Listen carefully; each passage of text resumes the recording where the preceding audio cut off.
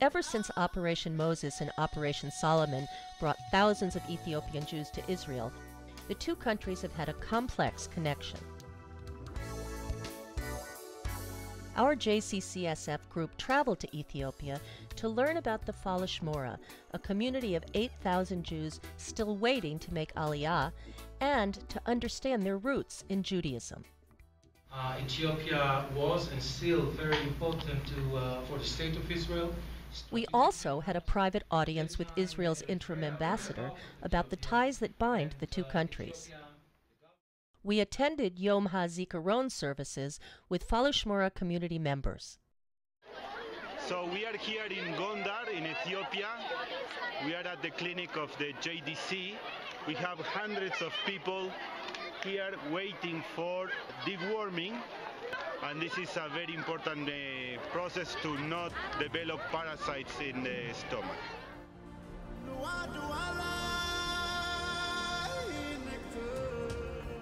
Another motivation for our trip was to see Dr. Rick in action. So he just came back from his second spine surgery, and because he lives deep in the countryside, he's been sleeping on my living room couch for the last month or so. An Orthodox Jew who's dedicated his life to healing the sickest children in this corner of Africa, Dr. Rick is often called the Father Teresa of Ethiopia. And we had some fun with the clinic's children. Down came the rain and washed the spider out. We helped build a school in a rural village to aid the JDC's effort to boost literacy rates in a country where they fall below the rest of Africa.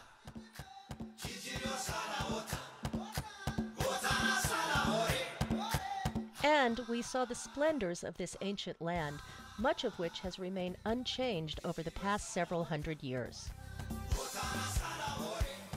We also visited Lalibella's 12th and 13th century stone churches carved into live rock, and 400-year-old castles occupied by the Italians during their brief reign.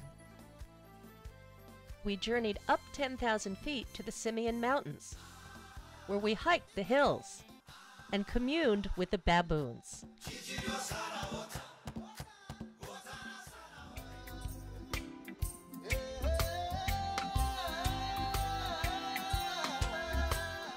Back in Addis Ababa, the country's capital, we saw how determined women are earning money and dignity, making a small bakery thrive. And we explored Africa's largest outdoor market. In the end, we were able to be part of humanitarian efforts in this desperately poor country and observe how Judaism has penetrated this ancient society. But our lasting memories are of the people who welcomed us warmly, shared their smiles and their stories, and reminded us not of our differences, but of our common humanity.